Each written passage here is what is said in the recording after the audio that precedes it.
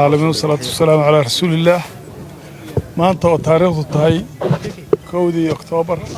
2022 سيدا ميديا laga wada maqlay ama madaxdu wada sheegtay ama cid waliba maanta Soomaaliya og tahay waxaan halkaas ugu nimid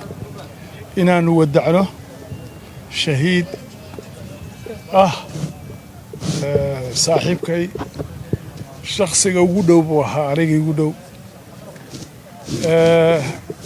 geesi buu ahaa wuxuu ahaa shumac soo baxayay oo dhalinyarada da'diisa ah u ahaa fiyooro soo socda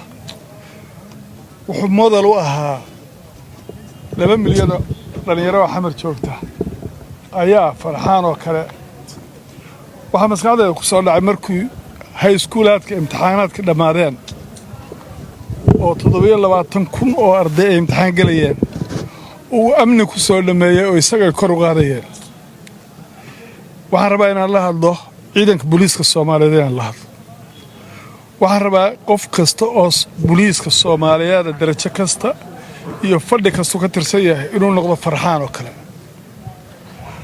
waxaan ugu magac daray xeradan aan maanta joogno oo ah xarunta ciidanka Haramcad laga bilaabo maanta waxa loo bixinayaa ama loo bixiyay ama aan ku dhawaaqayaa xarunta Haramcad ee General Farxaan magacaas qaadan doontaan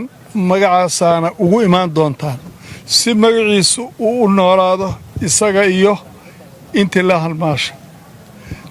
daraaday ugu dambeysaan halka wada joognay wuxuu tusayay ciidanka dhintay uu u sameeyay kaarta uu sameeyay yiri hebel magaciisi isaga iyo askarigii la socdayba gabadha xogeynta hadda waxay ugu lahayd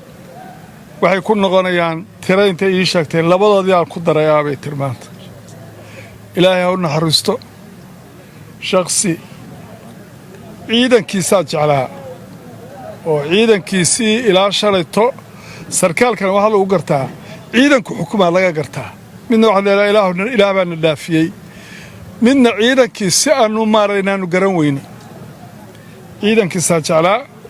madaxdiisa jeclayd shacabkiisa jeclaa magaalada xamar laga jeclaa ilaahay ha u naxariisto